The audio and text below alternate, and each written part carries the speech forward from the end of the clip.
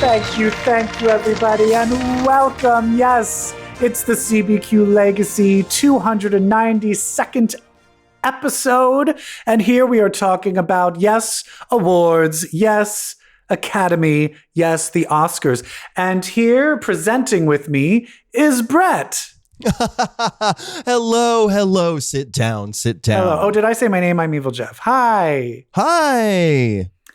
EvilJeff. Oh, yes. Welcome to our Oscars recap. Yes, and X-Men. We'll talk about X-Men too. And X-Men and Dune. And Dune Part Two. Okay. So it's an Oscars, X-Men, Dune episode.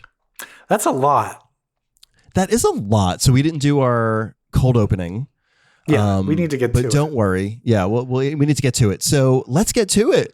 What did you think of the Oscars, babe? I felt there wasn't a lot of surprises. I felt that after seeing Joe Coy at the Golden Globes, this was an improvement, but it was definitely, Jimmy Kimmel is very dad jokey, which isn't necessarily my cup of tea. Yeah. But I feel like from what we were left with from Joe Coy doing the Golden Globes, I was like, okay, he's doing what he needs to do. I wasn't like blown away. There was a lot of flops of presenting jokes. A lot of there was flops one big one in jokes. particular. I really thought there was only like one big one. Melissa McCarthy. Yeah, girl. What happened? Girl, those two are best friends from the Groundlings. I think they were Groundlings together? Yes. Wow. Octavia Spencer never became a Groundling, but she was in the Groundlings while Melissa McCarthy. Interesting. Like she was going through the Groundlings to become one. Yeah. You know what it is? I think sometimes you and someone else put so much pressure on yourselves as a comedic duo because you share a background and you just really love each other. So yeah, of course we're going to be funny together. And sometimes you're not. Yeah. And I feel like that was an instance of that. Especially when Emily Blunt and Ryan Gosling came out and did the funniest thing of the night. Can I watch like a morning show maybe? Well, we get to watch the movie. There's a rom-com action movie starring those two where he is a stuntman and she's the director. Oh, that's right. I saw the trailer. Oh my God. That's going to be, I forget, but I'm just like, I'm definitely going to see it now because I'm so in. They have chemistry off the fucking charts. Well, let's start with Ryan Gosling. I mean, he kind of stole the show, the high point of the show. I mean, what did you say?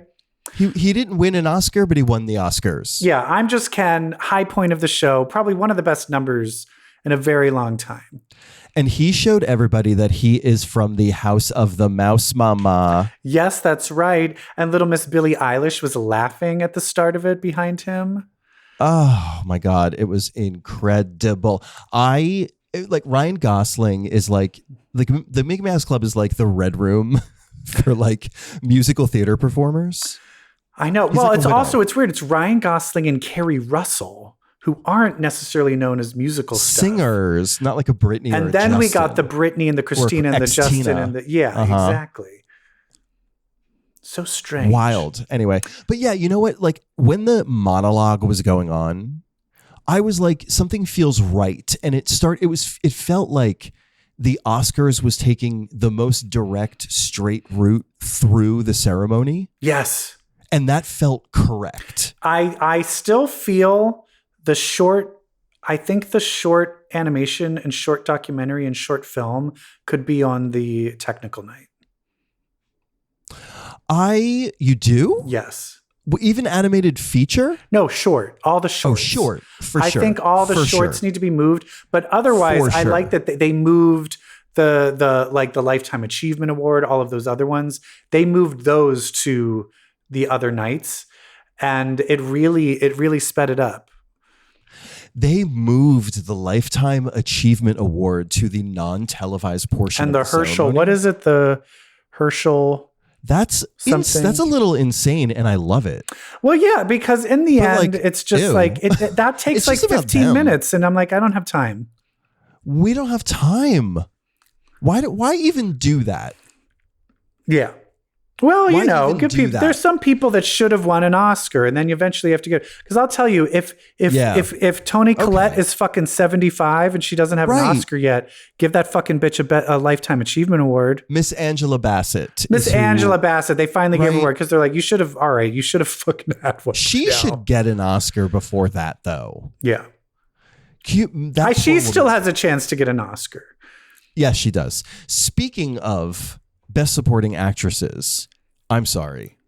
I feel like as soon as a wave of 5 Best Supporting Actress winners come at you as a gay man, like you just start to vibrate. So they have not done this for like 15 years. This is like an old trope that they used to do a long time ago. Yes. Did you like that they brought that back? I did. Here's the thing. It worked with the actresses, and this is very telling because most of these actresses fucking knew each other because women help women. When it was the men, it was very authentically uplifting. A lot of these men, they just didn't know each other, and then it felt kind of like hokey. Yeah, kind of canned. Yeah. And so I was like, oh, this kind of only works when you know them. But so for the women ones, it was real like Rita Moreno talking to America Ferrera. Oh, I can't believe she got to say America. Yeah. America. That's funny. Yeah, it was great. Somebody, let me ask you, this is weird. So somebody at my office today was like, did Mary Steenburgen's nose start bleeding during the ceremony? What? What are you talking about? I have not. Right? That was my reaction. I was like, I did not notice that at all. Did it happen? Did you look back? Out there noticed it. Did you look back at the footage? Oh, I also feel bad for her. She's one of the few Oscar winners where you can't rent or stream or watch her movie. Can I tell you? I was like, wait, what did she win an Oscar for? It's like Melvin and Howard or something. I had never heard of the movie. Because it was never released on DVD, never released on VHS, never released on streaming. That is wild. And she won a fucking Oscar. That's wild. She must have lived a life. You know, the latest people like, what did you win an Oscar for? Exactly. And she'd be like, well, they'd be like, what is that? You know her latest like change in life, right? No. She wrote the music. What I think, was she nominated for an Oscar? She had an accident, fell and hit her head, and after she hit her head, she could write music. Do you not know about this? And then she like wrote the soundtrack. Like she wrote a soundtrack song for a movie, and did it get nominated? It might have. Isn't that crazy? What the fuck? I'm not joking, bitch. It's real. Isn't that crazy? Crazy shit. I wish that could happen to me. Oh my God. I'm going to start bashing my head against this desk right now. I know, right? Oh, see what happens. Maybe I can paint. Anyway. Maybe I can write maybe I can draw comic books. What about winners? Or were you happy with everything that won? Were you mad at anything? From an Oscar pool perspective, I'm pissed about Lily Gladstone, but so was everyone else, I guess. So it didn't really matter. But you can't deny that Emma Stone was I understand. Incredible. I think a lot of times, especially with these awards, they were doing it with Beyonce as well at the Grammys. I think sometimes people get very angry, like at the institution, where you're like, it's a group vote. So it's a group mindset. And sadly, when you have a group mindset, there's too many people being like, no, I'm going to pick my favorite, not, what do we need? What is like, good? No, I'm an independent thinker. I'm going to do the opposite just to prove I'm independent. Yeah, because I'm going to tell you, for actual performances, honestly, I mean, Sandra Hüller, Lily Gladstone, and Emma Stone, like they were all amazing. So at that point, it's all just like opinion. I thought, I mean, I would have loved to have seen Lily Gladstone win. Yeah. Is all I'll say. I loved Davine Joy Randolph. It's very anticlimactic because she's won everything. So you're like, all right, give it to her. But you did see the holdovers, right? Yeah, she's great. There's no character you fall in love with more than her. And it's really just because of her accent. And here's the thing that I do like is it's very rare that the Academy likes a more subtle performance. Yes, exactly. A quieter performance. Which is kind of what Lily Gladstone was. And then they gave it to Emma Stone. Right. I which will was say the and, opposite. And this is where the racism thing, I feel like because it's a group, it's a collective. This is like a systematic racism thing that I feel that's going on, is that in the past 10 years, the majority of the winners of Best Supporting have been of people of color, but other than Michelle Yeoh, not lead actress. And so it's this weird thing where now people are comfortable, like, oh yes, the person of color, subtle performance. Oh, but the person of color for lead actress, no, I need the showy one. It's very strange and weird. There's something, there's something going on. There's so much unconscious bias and leaning. I mean, even what's being dissected is Robert Downey Jr., how he took the award from Ke Huy Quan, which seemed dismissive to people. And then kind of Jennifer Lawrence stepping on Michelle Yeoh's moment to give the award to Emma Stone. Well, I mean, here's the thing. Emma Stone and Jennifer Lawrence and Taylor Swift are all like best friends with each other. Yeah. So that was her just being eager. I think a lot of times in those moments, you're so full of adrenaline. Like they did that when Taylor Swift with Celine Dion. They showed things afterwards where Robert Downey Jr. is hugging Ke Quan and they're like shaking hands. No one is going up there being like, fuck Ke Quan, the nicest person on the planet. He could go fuck himself. You know what I mean? It's really funny. It's like the Oscars have kind of become this minefield of unconscious bias. Like people are like just looking everywhere and people are stepping in it. It's crazy. Yeah. But other than that, nothing really went crazy. I mean, I knew Oppenheimer was going to win. I'm really happy Poor Things won all the the design awards. Isn't it weird that to me the most interesting win was Best Sound? Well, I mean, have you seen that movie? No, but I heard about it. Somebody explain to me the role sound plays. Oh in yeah, the zone because of that's it's a house outside. It's a house outside Auschwitz, and so you only hear what's happening. You hear it. Yeah. So and they're like, oh my god, yeah, that's wild. It makes me really want to see it. Also, it was less politics. Jonathan Glazer, who won for that award, was the only one who.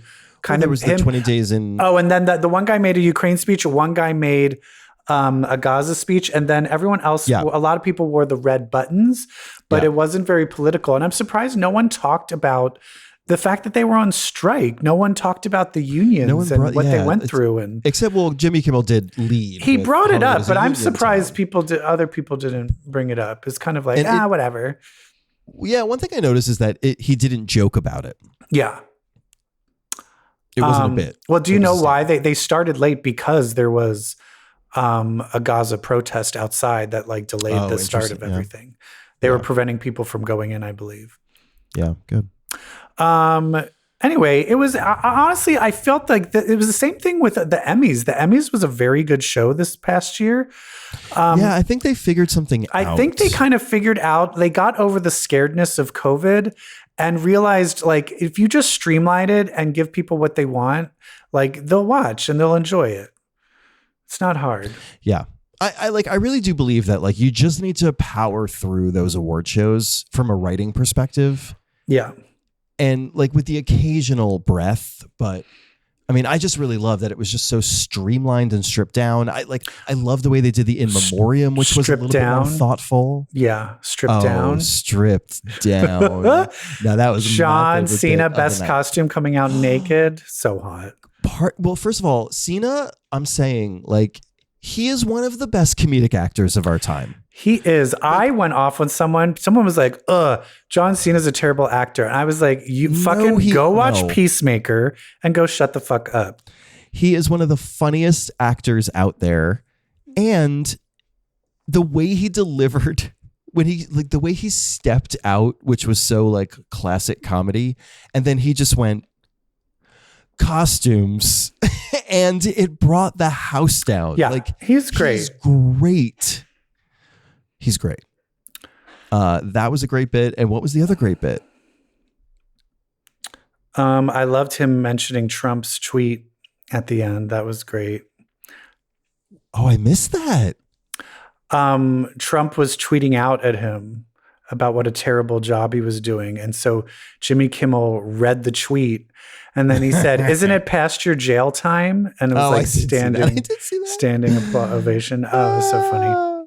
That's great. But then let's finalize it with, the Elizabeth Taylor moment of the night. So is this a new? Oh, we should mention Robert Downey Jr., right? What about Robert Downey Jr.?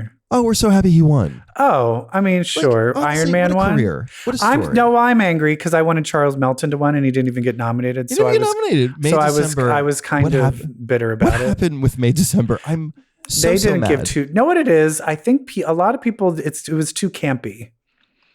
Absolutely. And people didn't get it. The gays got it. The gays got it.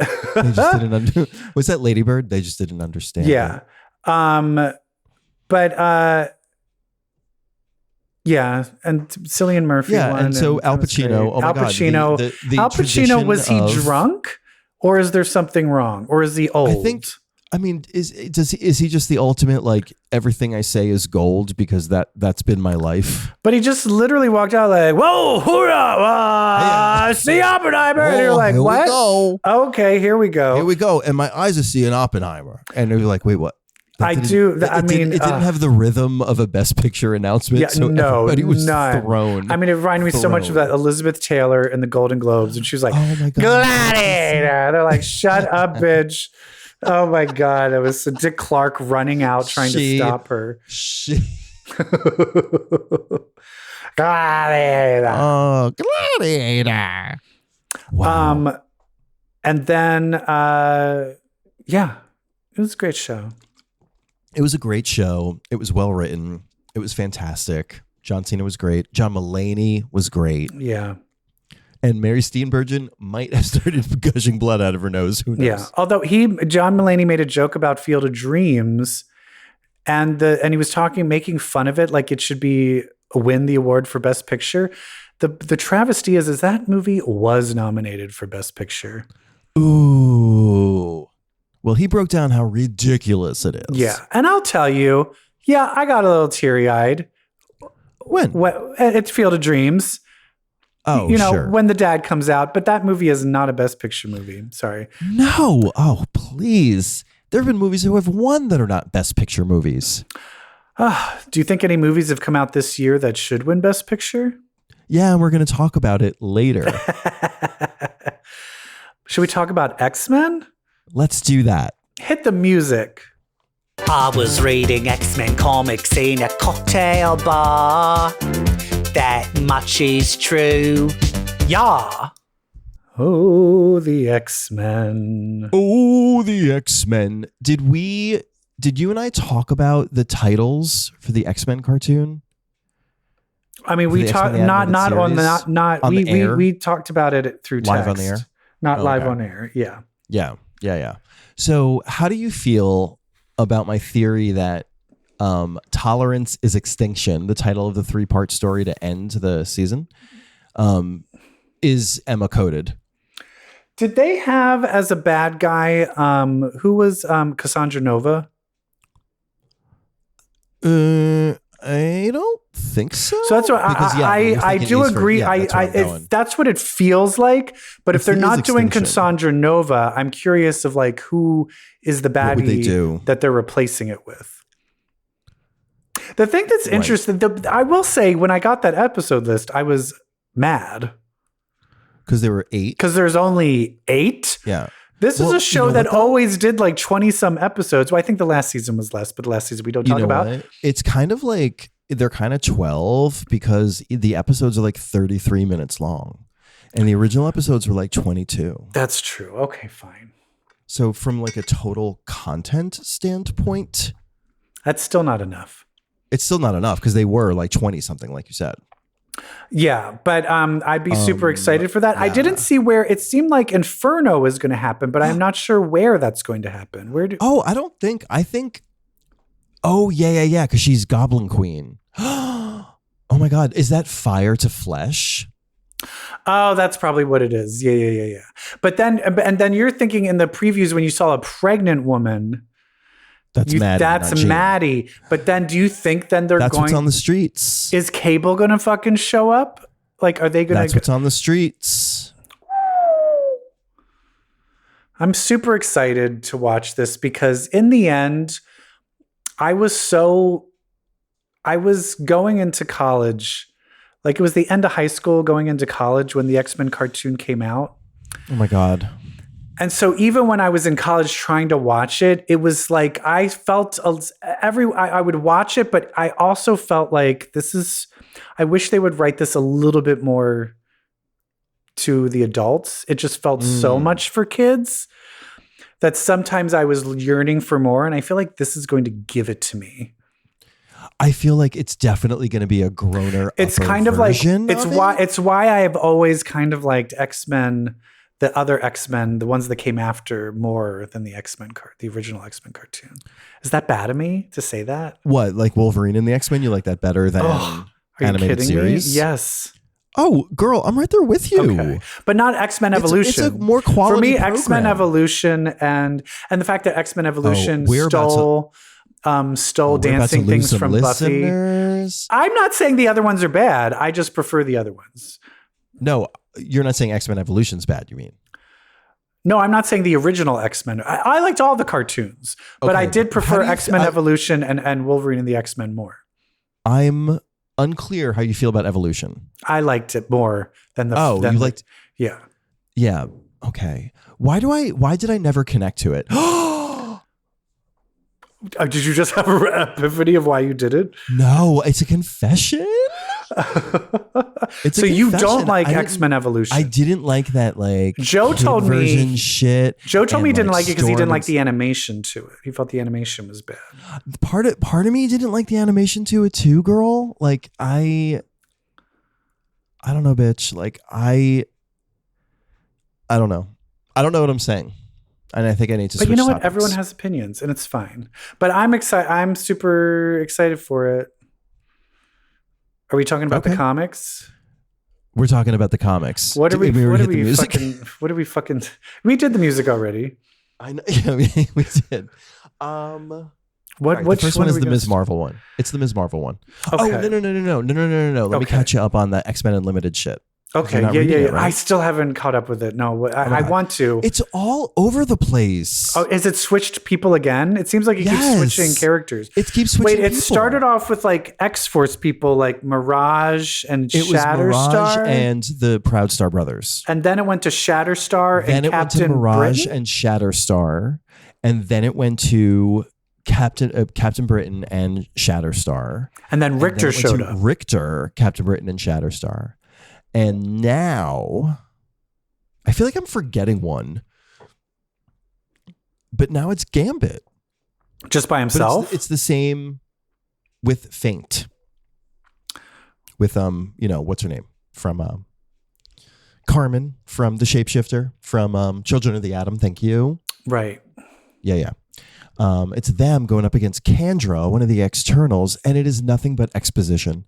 Kandra is a pure exposition character, and she's like, oh, this is what Selene wants to do. Pages. That sounds so annoying. Yeah, but the whole thing is like, it's all about Selene. Okay. Yeah. She's trying to ascend from an external to a High Lord. So. Oh, wait a minute. Oh, I think there's another X-Men thing we didn't talk about. What? Weren't there like new covers and the 700th cover and stuff? The last Krakoan issue. What do you think about that? I am scared that I'm scared that this, because they're showing him in the wheelchair and there was people that were still in normal costumes. But part of me was wondering if they're going to be doing a Moira reset and that things are kind of back at the Xavier's mansion and kind of reset. And I don't know how I feel about that. I'm worried that's what's happening. I do think the most likely scenario is that they're headed back to the mansion. I think it's an inevitability. I don't mind if they head back to the mansion, but I don't want it to be a reset and like a universe start over that Krakoa didn't happen. I don't think it will. Okay, good. I think Krakoa is an ingrained part of X-Men lore moving forward. Too big to ignore. Okay. All right. I do feel like there's going to be a Krakoan contingent in some way. I do think there'll be a Krakoa.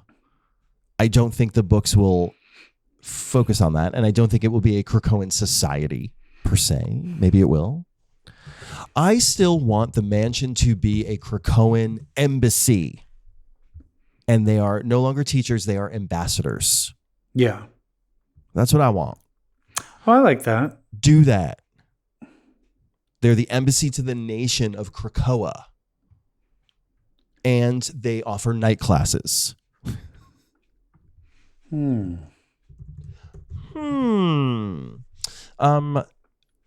I don't think we should necessarily take that cover literally. Yeah, I mean, half the time, half the covers now have nothing to do with even what's inside the goddamn comic.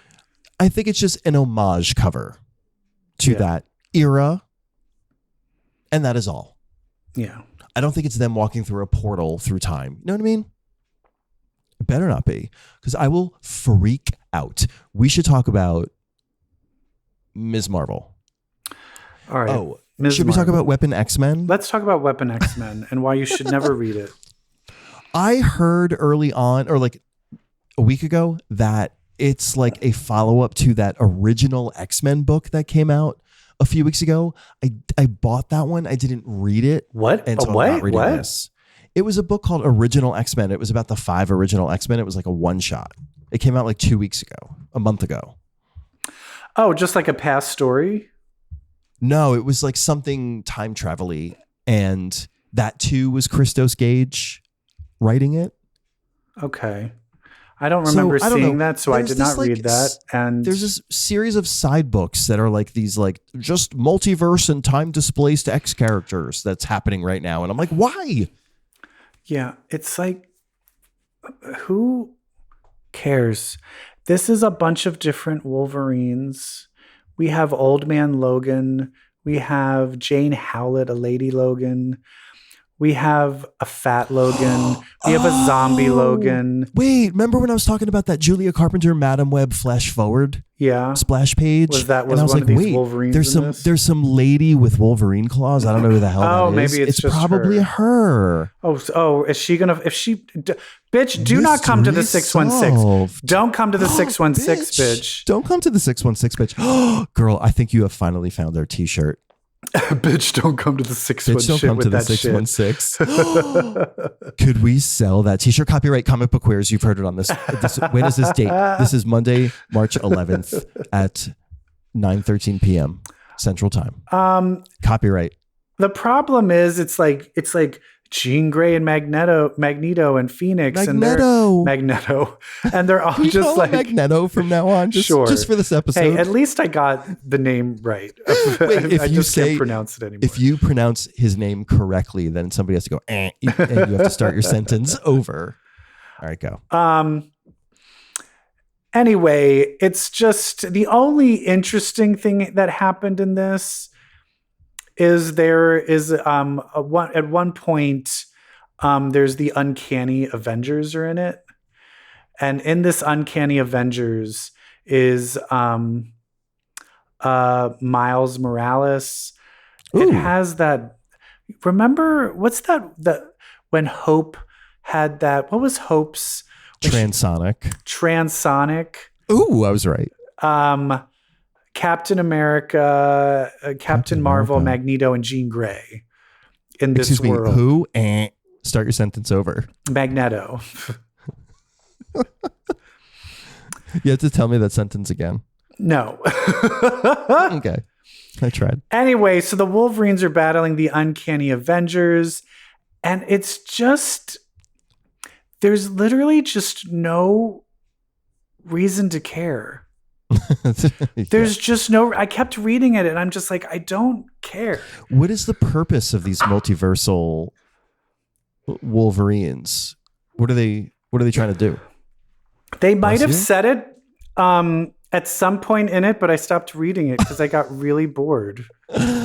Fair. Because this is the thing. If you're like, hey, here's the ultimate universe, we're starting over, and here's a universe we're going to develop. Okay, I'm on board. I'm in. Here's a 3-shot of a different universe where this could have happened. I don't care. Call it what if then. Give me a what if, and maybe I'll be interested. But these things, I could not give a shit. I feel they're just testers for characters of like, let's do all these different Wolverines. And like, because we have a girl Wolverine and Wolverine without hands and fat Wolverine and zombie Wolverine. And like, maybe one of these Wolverines Wolverine made out of vegetables and Wolverine made out of lightning. Exactly. We'll have a bat and so Wolverine and a spider Wolverine. I'm just fucking done with it. And then Onslaught shows up and I'm just like, oh, stop it. Really? Like, that's the only way to make that worse. Yeah, I'm just over it. All right. Well, you know who's over being considered a mutant menace is Ms. Marvel, Kamala Khan. I will admit I forgot that this came out, and I only read half of it before we had to start recording. All right. Well, let's help each other through it. Okay, help me through. All right. Well, so this is a follow-up to Ms. Marvel. I forget what the subtitle was. The first series. And so this one picks up Ms. Marvel actually living the life of a mutant. She was outed last series. She is now out in this one. But Kamala is not outed as Ms. Marvel yet. That is correct. And a lot of people that used to know who she was. They have been mind wiped by Emma Frost. So she can still go to high school. She can still go to high school. Bruno still knows everything because you need the one friend who knows, but every other friend does not. But Ms. Marvel, she goes to the Morlock tunnels where she meets up with the Resistance. And just shout out, this is also written by Ms. Marvel still. Yes, and she has a co-writer. Iman Vellani and Sabir Pirzada. Probably said that wrong. I apologize. Love. And so she goes with her newfound family, the X-Men, in the Morlock tunnels. They are eating breakfast. Wolverine is somehow making bacon and eggs and toast in the Morlock tunnels. All right. So they're underground. I don't like the way Monet is written here. She's just mean, not funny. Anyway. Well, so then we cut to Kamala and her friends, and then this is where it all comes out that nobody remembers her, and Orcus is being very fascist. They are invading the community. They are wondering, who is Kamala Khan? I mean, who is Ms. Marvel? Have you seen her? All of the friends who don't know are like, fuck you, pig, as they should be. And then all of a sudden, boom, villain from the first one who Kamala kind of exposed. Yeah. Her underground, this villain's underground lab under Empire State University, exposed. Thanks, Ms. Marvel. And so now she's like, thanks, Ms. Marvel, you fucking bitch. And she's monitoring her. Then all of a sudden, some plant-covered mutant shows up. They fight. Who better to take down a plant kind of mutant than Horticulture? Hello. Twist. Yeah. Horticulture shows up. And were they working with Orcus, or were they just like, whoever pays us money will do They whatever? were early on. They played a role. Fucking and so jerks. does she beat Orcus? Golden Girl bitches. No, she shrinks down and escapes. Wait a minute, but I thought the African-American one, didn't she stop being a hero because who was the person that Kate Pride was talking to, and then she was like, I had dementia, and wasn't she from Horticulture? Yeah, I thought, and so, we're not really picking up continuity anymore, I guess. Okay, yes, all right, okay, Yeah. so there's one for Jeff that remembers. Ooh, no prize. Okay. No prize. Because I feel like if 3. she took the medications, she maybe would, I guess, but the medication was turned off, so never mind. Huh. So then that means if she took, I have a question. If those medications that helped people cure like dementia and diseases and cancers, but then they were booby trapped. That thing that turned off the booby trap, does that mean that does the cancer curing and all still work? That's what I'm not sure. I think they just like made them safe. I always thought they didn't remove the medicine. They just removed the booby trap. Okay. So then does she gets teleported by Lila Cheney? She gets teleported. Is it teleported by Lila Cheney? Yeah, because apparently Lila Cheney's teleportation is vamp. I think it is because she goes, you teleported me. Love. Wait, now I'm in space. Wait, now I'm somewhere else. It feels very Lila Cheney because it's like interstellar distances. Yes. And then she shows up at the end. Because this looks like an alien concert. When I tell you I screamed. But I was not expecting Lila Cheney. I do think we need to update, because even Jubilee in the 80s, when she saw a Lila Cheney poster when she first snuck into the Outback, would be like, Lila Cheney, ooh, that's shit for like old people, like people in their like 20s. Oh, this is Lila Cheney's daughter. Wait, no, I'm just wondering if that's, I do find it interesting of like, I don't like the idea that now Lila Cheney and Dazzler are like washed up. No, they should be hot. I feel like if we can have these people not aging, I think we can also have them still be super popular. Still be cool. I would like to revisit a Dazzler thing where she becomes like a Taylor Swift phenomenon. I would love that. I would like to revisit Dazzler going undercover, dyeing her hair black, and playing keyboards for Lila Cheney. Mm-hmm. Thank you so much. And then Malice. But Malice is a person now, right? Yeah. She's weird. not cool anymore. Do you want to talk about Ultimate or you want to talk about X-Men 32 next? Let's talk about Ultimate. You are not going to get Cyclops and Nightcrawler in this book, cousin. There's a thing with me that I'm still not on board with this yet, and I'm so picky. I thought the storytelling was fantastic. The storytelling is great, but right now it does not feel like X-Men at all. Because right now I cannot even tell if she's a mutant, or if her armor powers are from that little trinket she's holding. Yes, correct. And so if it is, I'm like, what are we doing here? This isn't even about mutants. It's literally just about armor. And it's very similar to the ones that she did previously of kind of retelling of other X-Men characters. Retelling being the key word.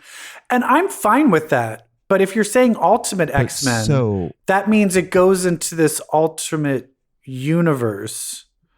Right. And so because if we have an Ultimate universe where we already know Illyana and Colossus are mutant heads of like a Russian and Sunfire monarchy and Sunfire. Like, so we know there are mutants. I want to know, what are the mutants doing in this world?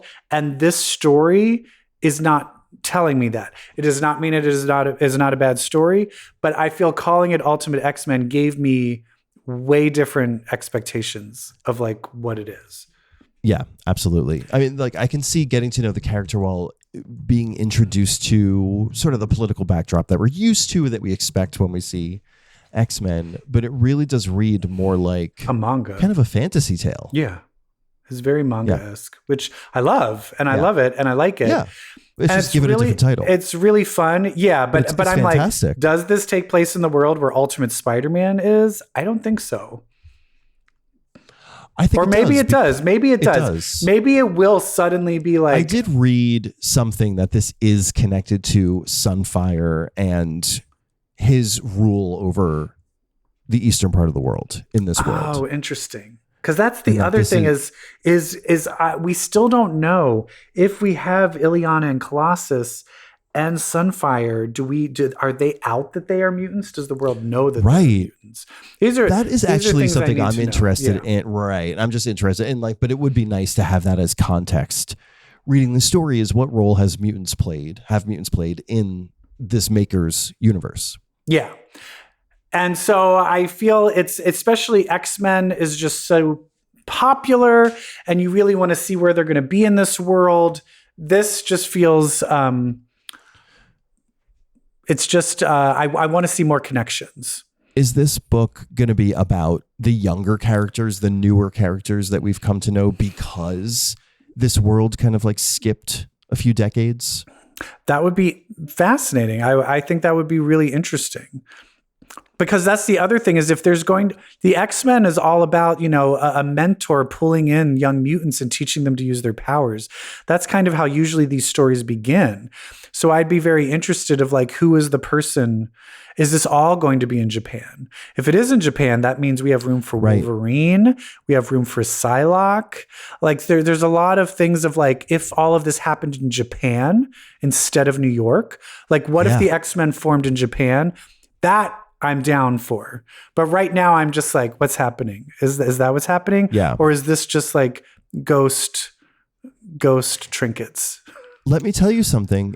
Ghost trinkets. But if this is about like the X-Men forming in Japan, that's amazing. I mean, that's amazing. Hard. So as I said, I'm still like I'm tentative, but it's fun. It's good.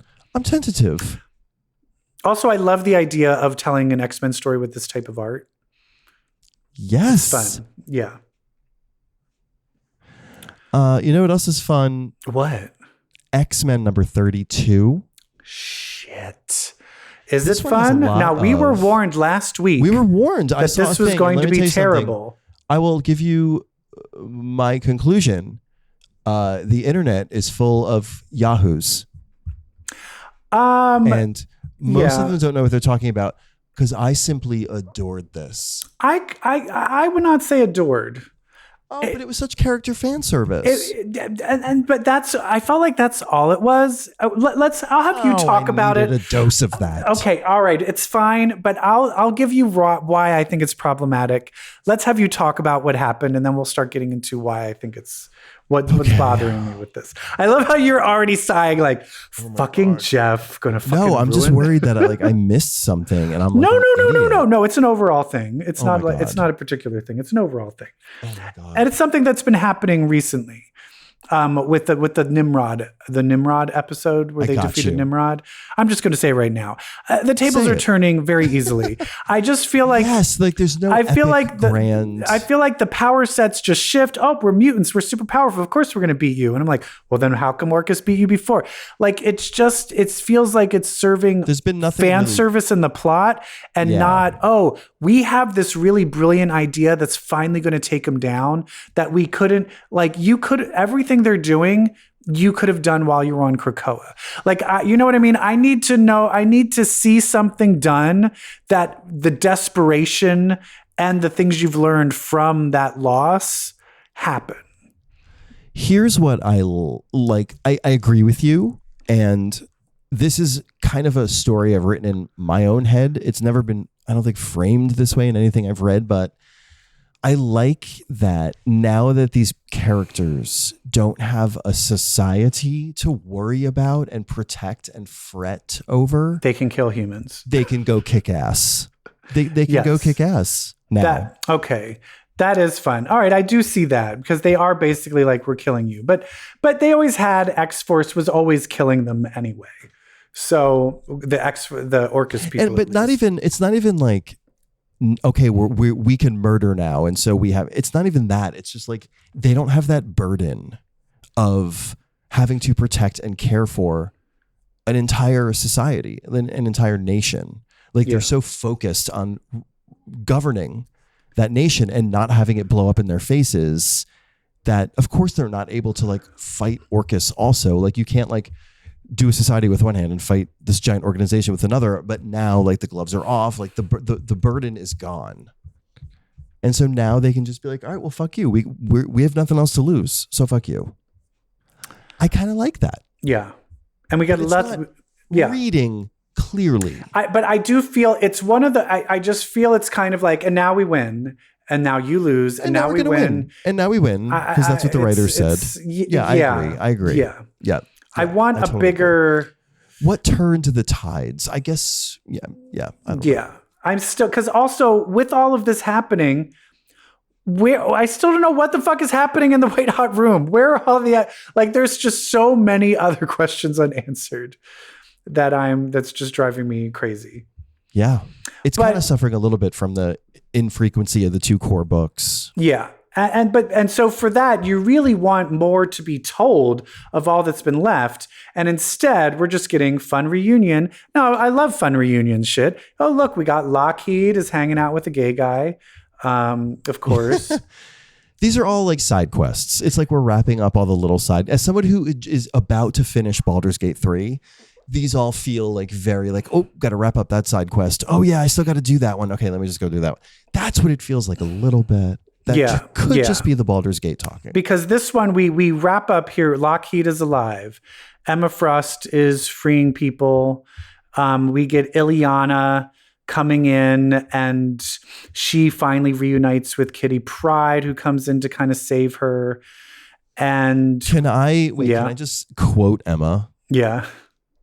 She goes, "Welcome to the Resistance, darlings. We must be nothing less than absolutely and completely victorious." And then an afterthought, and fabulous. Oh, and then I think, doesn't she say to Kitty and Ileana, "Hey, get in, we're killing fascists." Yeah. Yeah, Emma's in true form here. She's great. But but it looks like Ileana's dying because Orcus put a nanites in her. There's nanites. So that she can't teleport. Yeah. In comes Polaris, says, "Oh, I can sense all of them." Fucking rips them out of her. Rips them right out with her magnetism. And then she's like, I'm looking at you, Kitty. Like, Kitty, you couldn't just like phase through her, and then all the nanites would be like, bzz, bzz, and this is one. And this was, I guess this is funny, and it's supposed to be funny, but taking a power line and then teleporting in a fire hydrant water into it. That's funny. It was good. It was funny, but I didn't feel it was realistic. I think these things are stronger to withstand that. Oh, you don't think water and like normal current electricity to run a blow dryer? I know, that's what I mean. I was just like, I don't know if that would happen. Okay, whatever. Yeah. But listen, the Lockheed reunion, we love it. So we get Lockheed. I like this idea of just, aren't they so lesbian-y? Yeah, well, it's just, it's all the ladies. It's Lockheed and Polaris and Kitty and Ileana and Emma. And then fucking Cyclops shows up, and he's like, "Hey, I brought this bitch." And she's like, "Yeah, I realized, it turns out machines are the enemy, not us, not mutants." I feel she switched sides too quickly. That was a little, yeah. Like, I feel there needs to be more hesitancy. I think you know what I mean? That was abrupt. That was like, oh, the robots. And it's like, oh, you could have had one scene where you figure it out. Yeah. Yeah. So, right. And I think a lot of these, I felt the same thing was happening at the end of Uncanny, where you're like, whoa. I think they're like, hurry it up, clean it up, throw it all in the trash can. Yep. We need to start. The spot. Yeah. We're starting a new era. And so they're like, hurry. They didn't lose it. We're starting a new era. And that kind of depresses me. But you know what? Mm-hmm. We get fucking Emma saying, "Get in, we're killing fascists." So you can't complain. Get in, we're killing fascists. What do you think of this guy's art? He was in Cable. He did Cable. Phil Noto. I like it, but I don't think he's the right artist for this moment. He can't do facial expressions for me. I think he's working very fast in these books as well. I also feel he's doing some sort of tracing thing, and he's like losing the charm of people's expressions. It is a very like sturgid. Yeah, everybody feels very deadpan to me, and it bothers me. Yes. Anyway, is that the X-Men? Did we do the X-Men? That's the X-Men. That's it. Oh shit. All right. Well, now I guess it's time to talk about a movie. Why don't we hit the music? I always feel like I'm watching a comic movie or TV. Let's Dune Part 2 it up. Let's Dune it. Let's Dune it. We're doing it right now. We're doing it. Dune. On 3? Yes. Okay. 1, 2, 3. Loved it. I mean, it's like, I don't know. I saw the first one and thought it was great. The only thing missing from the first is I just felt like, that felt like half a movie. And so now I'm going to get the other half of the movie. And it was great. I do wonder now if you're going to get the middle third, I think. Are they doing a sequel to it? Definitely. They absolutely. I mean, like, you can't leave it there and then not do a third Well, I one. think this is a very much people are already misreading it.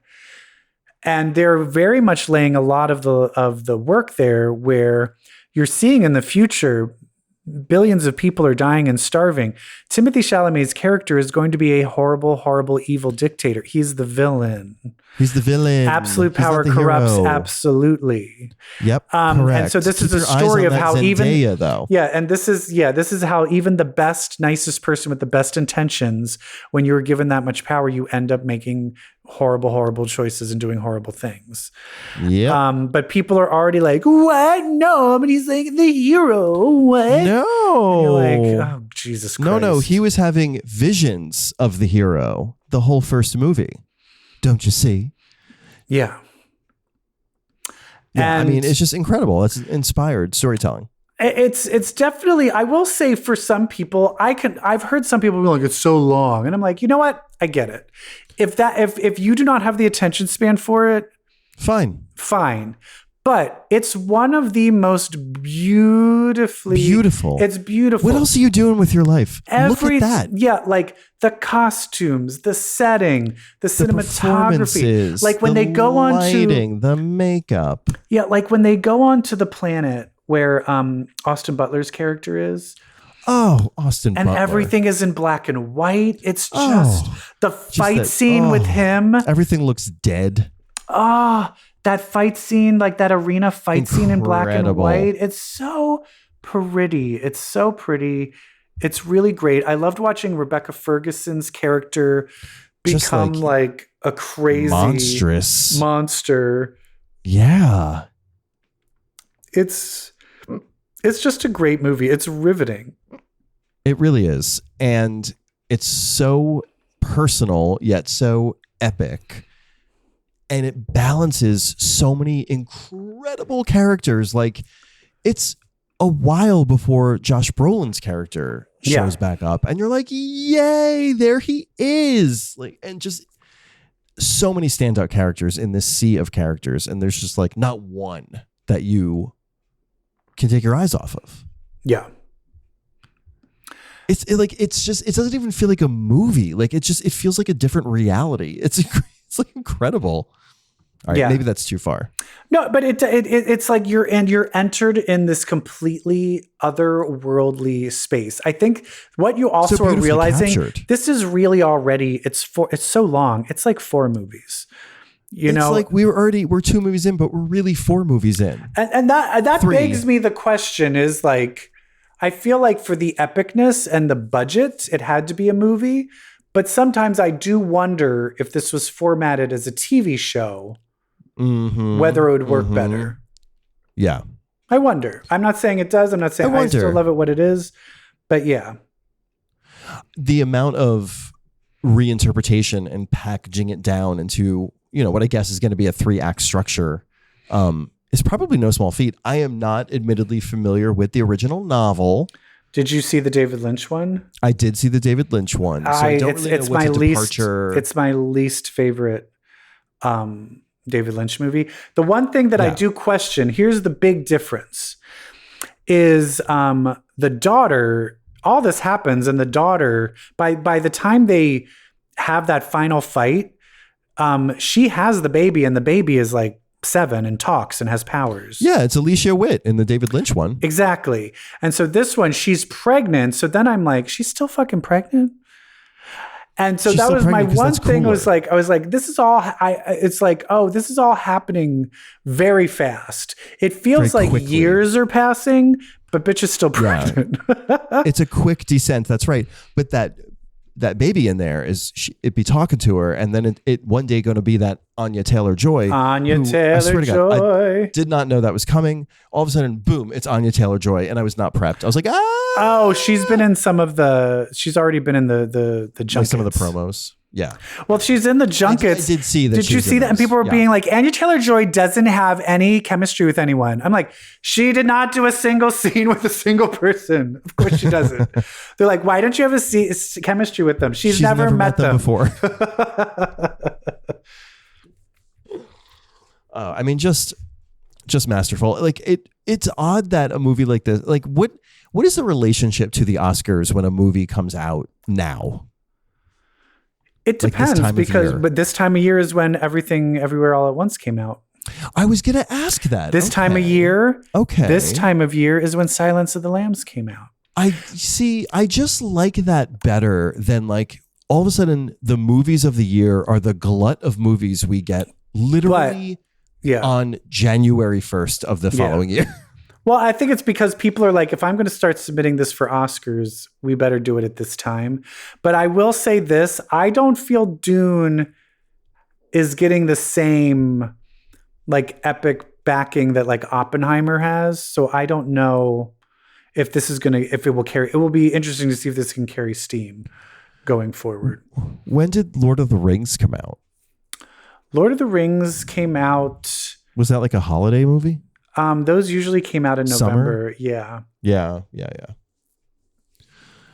Well, it's delightful. It's really beautiful. It's great.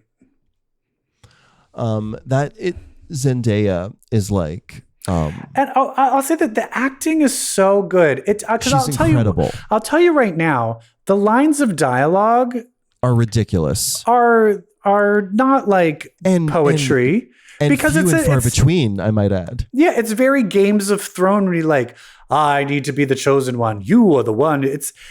And it works because these are actors at the top of their game delivering them, and you believe it. You have fucking Florence Pugh. You have fucking Zendaya. You have Timothée Chalamet. You have Austin Butler. You have like the Javier Bardem. You have just like the best of the really best actors. Good actors. That's a huge part of why this movie is good. It's probably the part. Such a huge part is because they are all so good. God, it must be so fun to be working with people who like you're great at your stuff and so are all of these other people. Yeah.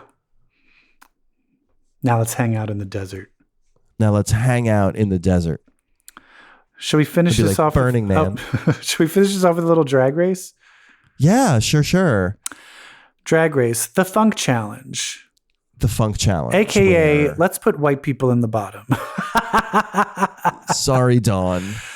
Well, it was just all. Is this okay when they're just like making so much fun of her? Like, wow, you really brought the white. Wow, everything you did was white. Your whiteness shone through like a white light. I was like, okay. Yeah. I also felt Nymphia did better than I thought she would. I agree. And I actually felt no one did that bad. I did feel Plain Jane did look nervous. I thought Plain Jane was bunk. Yeah, Terrible. So I felt she honestly should have been in the bottom. Yeah, if there was a bottom and there wasn't. And there wasn't a bottom. And so this is my only little gripe is that why did they choose the last week you can use the immunity potion? I said the same thing. Is if it's a one where nobody's going to go home. Or think at that's least a funny prank. Though. I would say at least fake it and be like, no, have them in the bottom and then do a double Shantae being like, oh, I can't see you go. Like, I think this is what I would have done. I would have had Plain Jane in the bottom after she gave it to Nymphia. And then she's like, I just fucked up. Yeah. And then I would have sent Plain Jane home and then been like, no, wait, I changed my mind. I can't do it. You should have drinking that. I can't let this happen. Yeah. She's done that a million times. Yeah. I think that would have been way more epic and more believable. Yes. Agree. More of a moment.